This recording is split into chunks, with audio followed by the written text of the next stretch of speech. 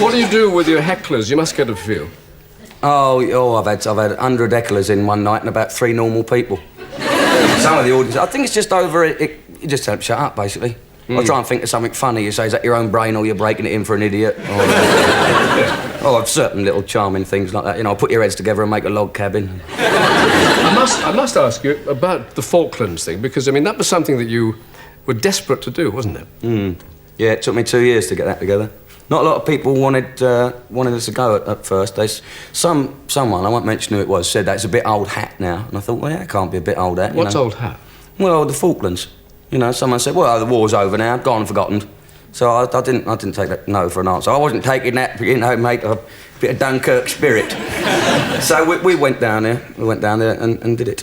It took a long while, though, actually, to get the seats on the aeroplanes. If you can call them aeroplanes, my word, got propellers. And you don't like flying, do you? No, not a great deal. Refuelling in mid-air. The pilot said to me, do you want to stay up front and watch the refuelling? I said, well, we're stopping.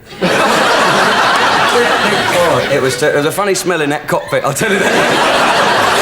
I didn't like it. You were, I thought, going to do a parachute jump on that programme. Oh, yeah, well, I'll tell you what happened. I actually did the parachute jump, but we didn't film one. I went along and did what's called a static line jump, and you go down to the parachute regiment, taught me how to do it, and it's when actually you're sitting on this plane. First of all, they give you a parachute on your back. And they said, that's your parachute. And there's another one here. I said, what's that for? He said, well, that's in case that one doesn't open.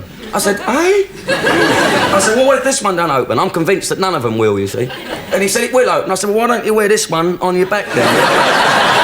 Anyway, I jumped out. The worst thing is, I thought I was going to, like, when you jump out the plane, you sit there and they say, feet out, and you go, and my poor little legs were all blowing in the wind. These other strong people. I was the third one out, and the first one sat there, said, legs out, and I was looking at this person, suddenly gone.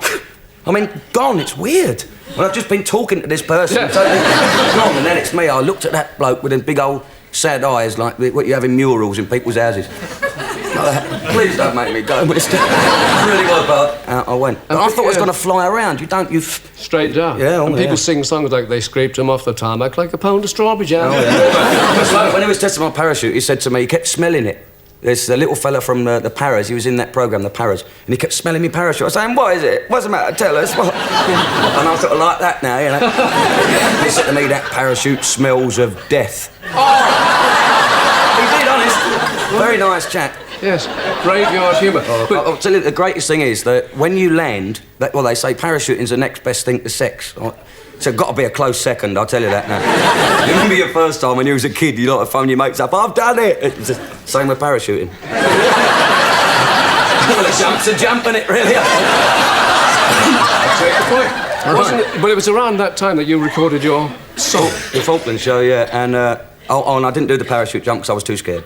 I tried to make excuses saying it was too windy and we couldn't do it. I was just too scared. Did a song instead, marvellous song. Do you want me to sing it for you? Well, oddly enough, no. But if you'd like to leave it for, I would certainly will. Now, just tell me quickly about these pranks of yours. Did you do them to let off steam? I mean, is it your the old silly prank like cling film on the toilet seat and... Talking of pranks, there was a true... It's got to be the best prank ever. A bloke had a few drinks and was driving home. This is a true story. Was driving home and the police stopped him. He was just about to ask him to blow in the old bag, you see. His wife was there. Asked him to blow in the bag. And another car pulled up with 2 lads in it and had a crash. So the policeman said to him, wait there, you. We'll go off and sort these others out. Well, anyway, the bloke thought, that's it, I'm off. He drove home. Police found him about 3 hours later. He's knocked at his door. So I said, yes. Said, your husband in? Well, he's asleep. We'll wake him up. So the bloke come down, making out he just woke up, you know, sobered himself up. He said, yes.